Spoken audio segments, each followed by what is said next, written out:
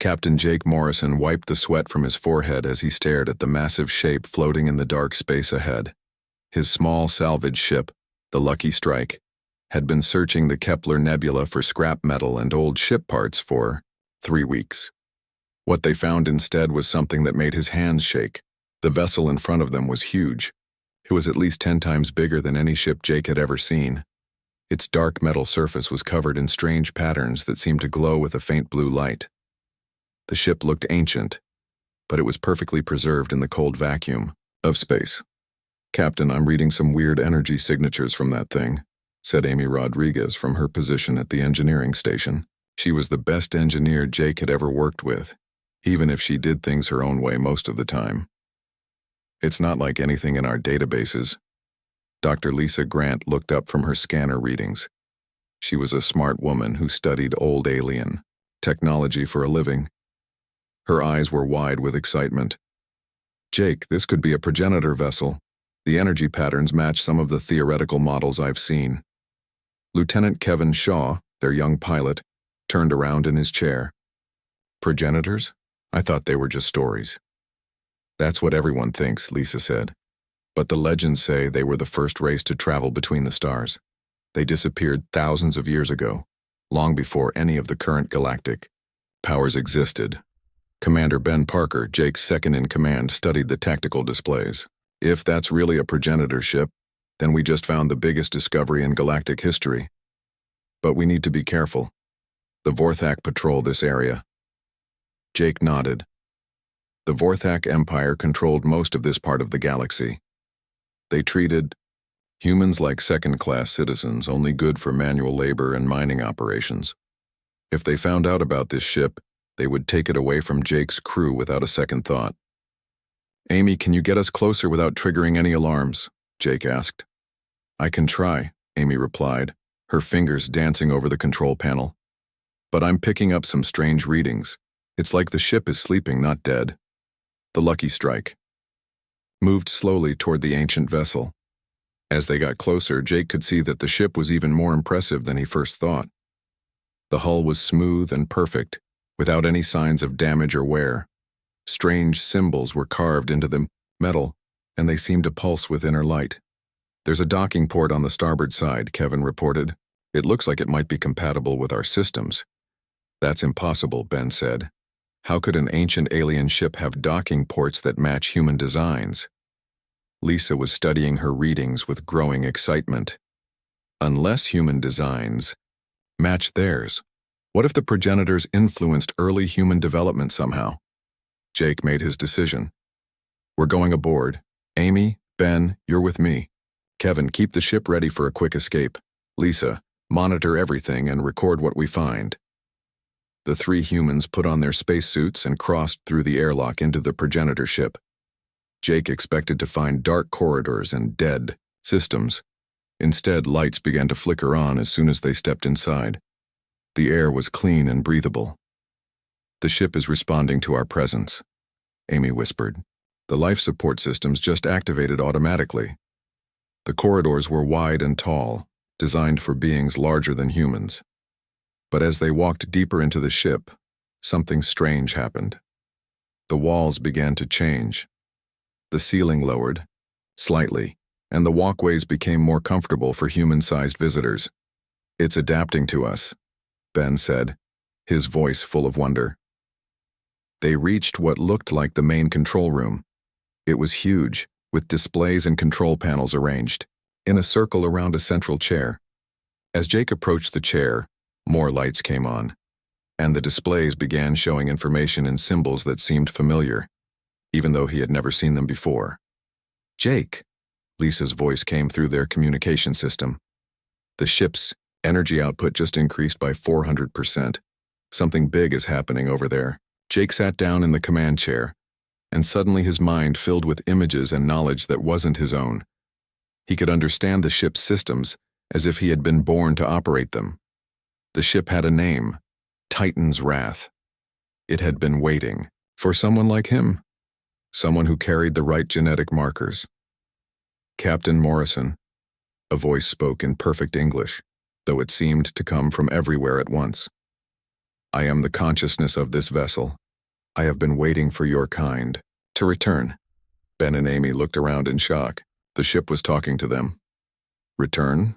Jake asked. We've never been here before. Your species carries the genetic heritage of my builders, the voice explained. You are the inheritors of progenitor technology. Only humans can fully operate vessels like myself. Before Jake could ask more questions, alarms began sounding. Kevin's voice came through their communicators. Captain, we've got 3 Vorthak destroyers coming in fast. They're demanding we surrender the alien vessel immediately. Jake stood up from the command chair, and somehow he knew exactly what to do. Knowledge flowed through his mind like water. He understood the ship's weapons, its defenses, and its incredible power. Ben, Amy, get back to the Lucky Strike, he ordered. I'm staying here. Jake, you don't know how to fly that thing, Ben protested. Yes, I do, Jake replied, and he was surprised to find that it was true. His friends ran back to their ship while Jake remained in the command center. Through the ship's sensors, he could see the 3 Vorthak destroyers approaching. They were big, powerful warships that could easily destroy the Lucky Strike. Human vessel, surrender the alien artifact immediately, or we will open fire, came the message from the lead Vorthak ship. Jake touched a control panel, and he could feel the Titan's wrath responding to his thoughts. Energy shields powered up around both his ship and the Lucky Strike. The ancient vessel's weapons systems came online, displaying power levels that made the Vorthak destroyers look like toys. This is Captain Morrison, he broadcast back. You are in violation of salvage rights. Leave this area immediately. The Vorthak commander laughed. Foolish human. You cannot threaten the Vorthak Empire with some ancient wreck. The lead destroyer opened fire, sending plasma bolts toward both human ships. Jake watched calmly as the energy shields absorbed the incoming fire completely. The Titan's wrath didn't even shake from the impact. Impossible, came the shocked voice of the Vorthak commander. Jake activated the ship's main weapon. A single beam of pure energy lanced out and struck all 3 destroyers simultaneously. The Vorthak ship's weapons and engines shut down instantly, but their life support remained intact. The alien crews were alive but completely helpless. How is this possible? The Vorthak commander demanded. The galaxy just changed, Jake replied quietly. Within hours, news of the encounter spread across the galactic communication networks. Humanity, the species that everyone thought was weak and primitive, now controlled a warship that could defeat multiple Vorthak destroyers without breaking a sweat. The balance of power in the galaxy had shifted in a single moment. As Jake sat in the command chair of the Titan's wrath, he realized that his life as a simple salvage captain was over. He was now part of something much bigger, something that would change the fate of every human in the galaxy. The ancient ship hummed around him, ready to follow his commands, and he could feel its vast power waiting to be unleashed. The age of human weakness had just ended. The news traveled fast across the galaxy. Within 2 days, every major species knew about the human discovery in the Kepler Nebula. The story seemed impossible to believe, but the Vorthak Empire had released the battle recordings themselves. A single human-controlled ship had defeated 3 of their destroyers without taking any damage. Admiral Patricia Stone arrived at the nebula with a fleet of 20 Earth warships. She was the highest-ranking military officer that humanity had, and she looked worried as she boarded the Titan's Wrath to meet with Captain Morrison. "Jake, do you understand what you've started?" she asked as they stood in the ship's main control room. "Every alien government in the galaxy is demanding explanations. Half of them want to study this ship and the other half want to destroy it." Jake nodded. The past few days had been overwhelming. Dr. Lisa Grant had been working around the clock to understand the ship's systems and databases. What she found was both exciting and terrifying. "Admiral, you need to see what Lisa discovered," Jake said. He led Patricia to where Dr. Grant was working at one of the ship's computer terminals. Lisa looked up with tired eyes. She had barely slept since they found the ship. "Patricia, this vessel contains the complete history and technology of the progenitor race. They didn't disappear like everyone thought. They evolved beyond physical form, but they left all their Knowledge behind. For who? Admiral Stone asked. For their genetic successors, Lisa replied. For humans. The ship's computer has been scanning our DNA since we came aboard. We carry specific genetic markers that match the original progenitors. That's why Jake can control this ship like he was born to do it. Admiral Stone sat down heavily in a nearby chair. How many ships like this are out there? Lisa pulled up a star map on the display. Dozens of points glowed with soft light across the galaxy. According to these records, there are installations and shipyards hidden throughout space. Most of them have been dormant for thousands of years, waiting for humans to find them. The implications were staggering. If humans could access all of this progenitor technology, they would become one of the most powerful species in the galaxy overnight. But that also made them a target for every other major power. Commander Ben Parker entered the control room with urgent news. Admiral, we're receiving communications from the Galactic Council.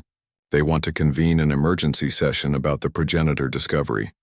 Also, Director Jensen is requesting immediate contact from Earth. Director Carl Jensen was in charge of Earth's relations with other galactic species. When Admiral Stone contacted him, his message was grim. Patricia, the situation is getting worse by the hour, Jensen said through the communication link. The Vorthak are claiming that humans stole their property. The Corvin hegemony is demanding that all progenitor technology be turned over to the Council for study. Even some of our allies are getting nervous. What about the Altarians? Admiral, Stone asked. The Altarian Republic had always been friendly toward humans. Ambassador Ellen Wright just met with Chancellor Velterra, Jensen replied. The Altarians are willing to support us, but they're worried about starting a galactic war. They're asking us to be very careful about how we proceed. Jake listened to the conversation with growing concern. He could feel the Titan's wrath responding to his emotions, its systems becoming more alert as his stress increased. The ship seemed to understand that danger was approaching. Admiral, he said, I think we need to explore more of these progenitor sites before anyone tries to stop us. If there are other ships out there, we should find them first. Admiral Stone agreed. She ordered Commander Parker to take a small team to investigate the nearest progenitor coordinates, which were located in the Tau Ceti system. Ben took the Lucky Strike along with 2 Earth escort ships to provide backup. Meanwhile, Jake remained with the Titan's Wrath to continue learning about its capabilities. Dr. Grant made more discoveries every day. The ship could repair itself, adapt its systems to new threats, and even upgrade its own technology based on what it learned in combat. It's like the ship is alive, Lisa explained to Jake. Not in a biological sense, but it has a form of artificial intelligence that can grow and learn. The longer you command it, the better it becomes at anticipating your needs. 3 days later, Ben's team reached the Tau Ceti system. What they found there was incredible. Hidden behind the gas giant's largest moon was a massive shipyard complex.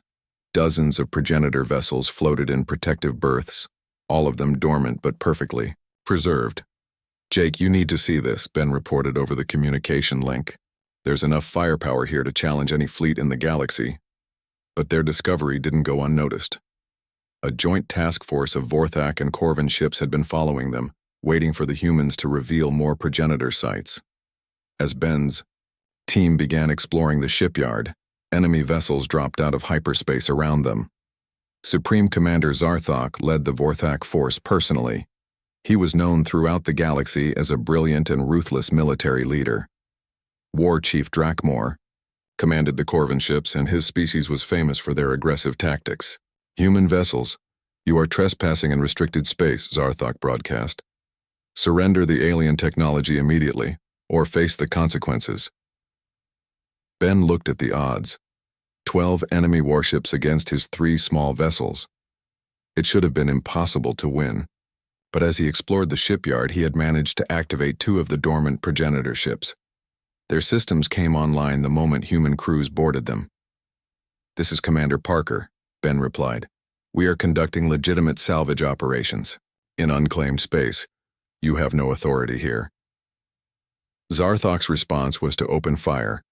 Plasma bolts and missile salvos struck the human ships, but the progenitor vessels' shields absorbed the damage easily. More importantly, The ancient ships began to analyze the enemy weapons and adapt their defenses accordingly. Ben found himself commanding one of the awakened progenitor ships, and like Jake before him, he discovered that he instinctively knew how to operate its systems. The ship's weapons locked onto the enemy vessels with perfect accuracy. The battle was short, but decisive. The progenitor ships used the enemy's own energy against them, redirecting plasma fire back at the attackers and using advanced tactics that the aliens had never seen before. Within minutes, half of the enemy fleet was disabled and the rest were retreating in panic. But the damage was done. Before fleeing, the enemy ships transmitted the location of the shipyard to their respective governments. Now everyone knew that. Humans had access to multiple progenitor vessels. Back at the Kepler Nebula, Jake received an urgent message from Earth. President Maria Santos was calling an emergency meeting of all human leaders.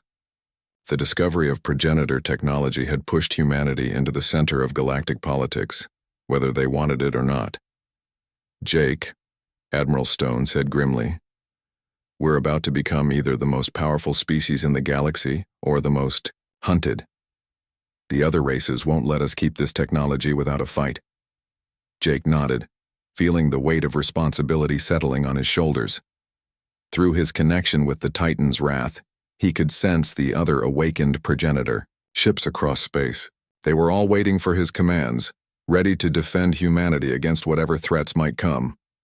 The galaxy was about to change forever, and humans were at the center of it all. The question now was whether they could survive long enough to claim their inheritance, or if the other species would unite to destroy them before they became too powerful to stop. War was coming, and humanity would need every advantage they could get.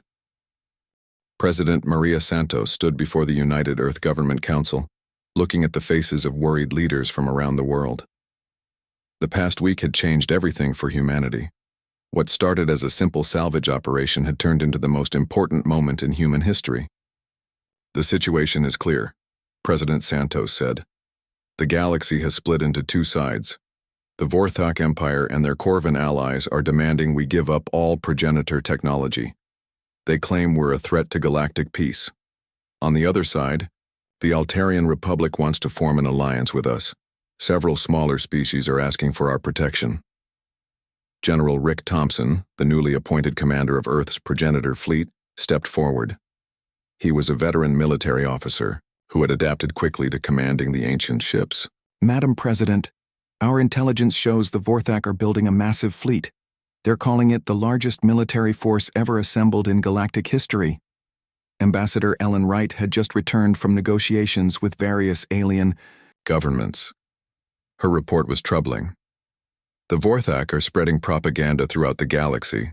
They're telling everyone that humans are dangerous warmongers who will use progenitor technology to conquer peaceful worlds. Some species are starting to believe them. But Dr. Lisa Grant had made a discovery that changed everything. She had been studying the deepest files in the progenitor databases, and what she found made her sick to her stomach. "President Santos, we need to tell the galaxy the truth about the Vorthak Empire," Lisa said. She activated a holographic display that showed disturbing images and data. The progenitor records contain evidence of Vorthak crimes going back centuries. They've been secretly attacking and enslaving primitive species across the galaxy. The room fell silent as they looked at the evidence. Ships full of captured beings, secret research facilities, and records of entire civilizations that had mysteriously disappeared. The Vorthak had been hiding their true nature behind a mask of civilization and order. "This includes humans," Lisa continued. "Remember the early colonies that went missing in the outer systems? The ones we thought were destroyed by pirates or natural disasters? The Vorthak took them. They've been experimenting on human prisoners for decades." President Santos felt anger rising in her chest. The Vorthak hadn't just been treating humans as second-class citizens. They had been kidnapping and torturing them in secret. "How many other species know about this?" "That's the problem, Ambassador," Wright replied. "The Vorthak control most of the galactic communication networks. They've been hiding their crimes while making themselves look like the defenders of peace and order." Meanwhile, Jake Morrison had been promoted to admiral and was now commanding the entire progenitor fleet. He was aboard the Titan's Wrath with Captain Nicole Davis, who commanded another progenitor vessel called the Stormbreaker. Together, they were training human crews to operate the ancient ships. The bonding process between humans and progenitor vessels was remarkable. Each ship seemed to develop its own personality as it connected with its human crew. The Stormbreaker was aggressive and quick, matching Nicole's bold fighting style. The Titan's Wrath was more strategic and patient, working perfectly with Jake's careful planning. "Admiral," Nicole reported, "we now have 8 progenitor ships fully operational, but our crews are still learning. We need more time before we can face a major enemy fleet." Jake nodded. Time was exactly what they didn't have. Intelligence reports showed the Vorthak-Corvin alliance was preparing to attack. Their plan was brutal and simple: destroy Earth and all human colonies, then hunt down every remaining human in the galaxy. They wanted to eliminate humanity as a species before the progenitor technology could make humans too powerful to defeat. Chancellor Veltara of the Altarian Republic sent a secret message to President Santos. The peaceful Altarians had their own intelligence network, and what they discovered was terrifying. "President Santos," the Chancellor's message said, "our spies report that the Vorthak are planning to attack 12 human colonies at the same time. They want to spread your forces thin so they can destroy Earth while your fleet is trying to protect the outer worlds. The attack will come within 2 months." The Human-Altarian coalition began preparing for war. The Altarians provided intelligence and logistical support, while several smaller species offered what help they could. But everyone knew the real fighting would have to be done by the progenitor fleet. General Thompson worked day and night to plan the defense.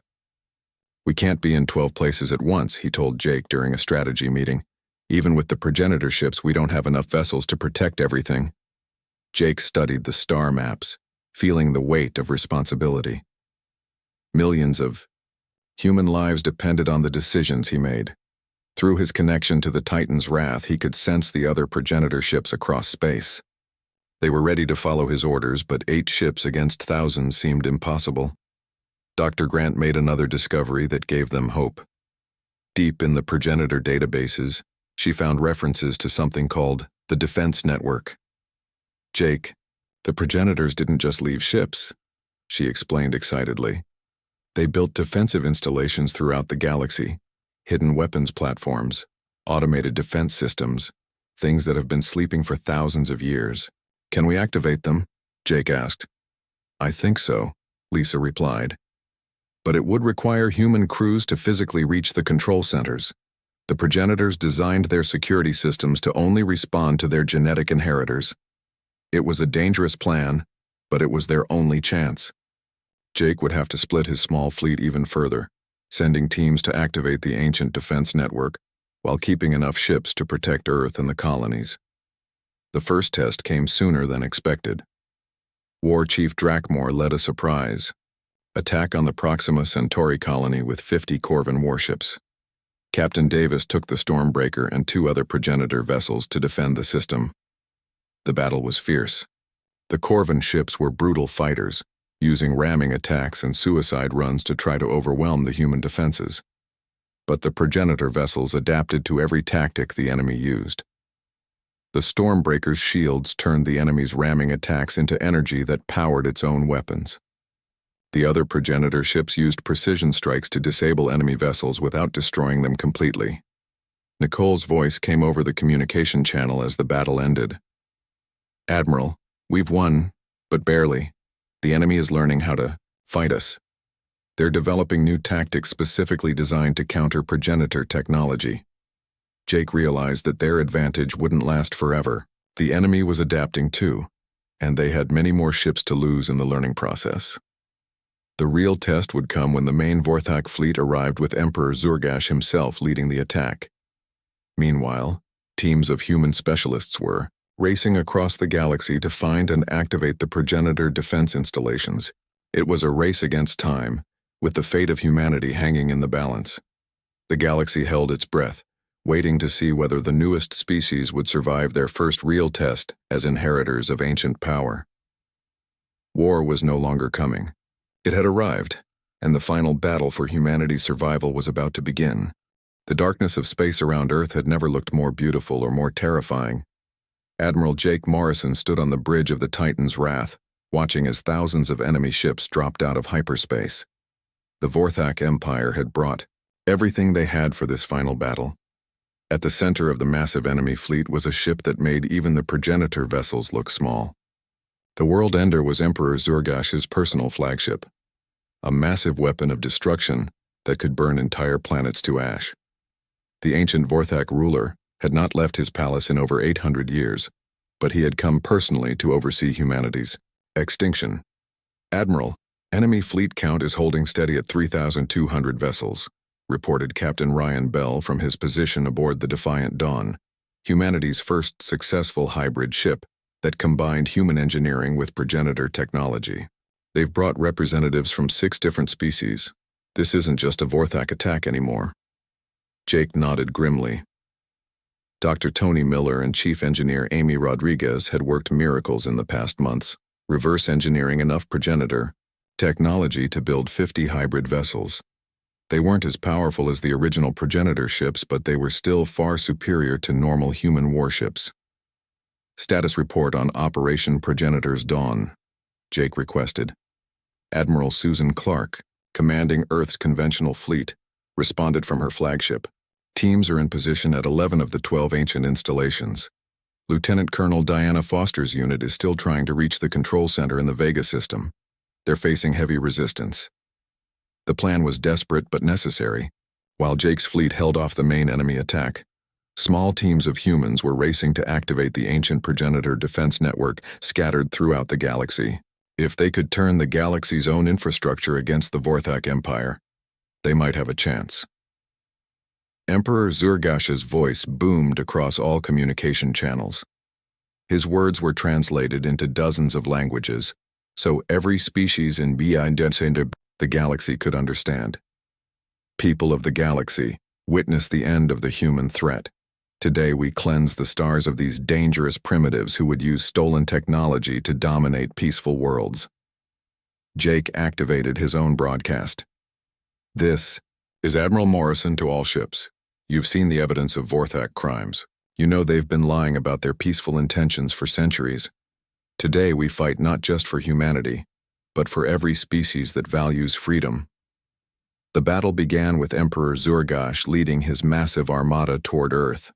The human fleet, consisting of 8 progenitor vessels and 50 hybrid ships, moved to intercept them. The odds were impossible. But Jake had learned something important about progenitor technology during the past months. The ships didn't just adapt to enemy tactics. They evolved during combat, becoming more powerful the longer they fought. Captain Nicole Davis led the first attack with the Stormbreaker and 3 hybrid vessels. Her aggressive tactics caught the enemy off guard, but the Vorthak had been preparing for this battle. They had studied every previous engagement and developed new weapons specifically designed to counter progenitor shields. Admiral, they've got some kind of phase weapon, Nicole reported as enemy fire began to penetrate her shields. It's bypassing our normal defenses. Jake felt the Titan's wrath responding to the threat. The ship's systems began analyzing the enemy weapon and developing countermeasures in real time. Within minutes, the progenitor vessels had adapted their shields to block the new threat completely. But Emperor Zurgash had more surprises. The World Ender fired its main weapon, a beam of energy that could crack moons in half. The blast struck one of the hybrid ships, destroying it instantly. The message was clear. The enemy could adapt too. Meanwhile, across the galaxy, human teams were fighting desperate battles to reach the progenitor control centers. Lieutenant Colonel Foster's unit finally broke through Corvan defenses in the HFY Vega system and reached the ancient installation. As her team activated the controls, automated defense systems that had been sleeping for thousands of years began to wake up. Admiral Morrison, this is Foster. The Vega installation is online. I'm reading massive energy signatures throughout the system. One by one, reports came in from the other teams. Ancient weapons platforms hidden in asteroids powered up. Defensive systems built into planets themselves began targeting enemy vessels. The progenitor defense network was awakening after millennia of sleep, but the network needed time to fully activate, and time was running out. The world ender was pushing through the human defenses, heading straight for Earth. Jake realized he would have to face Emperor Zurgash in single combat between their flagships, while the defense network powered up.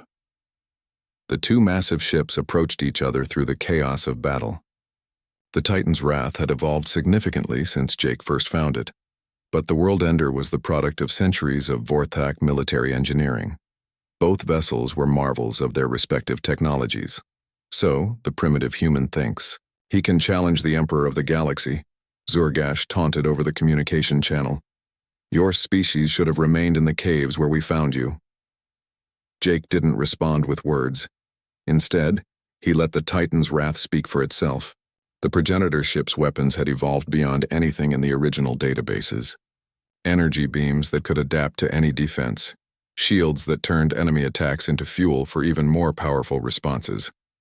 The duel between the two flagships was like nothing the galaxy had ever seen.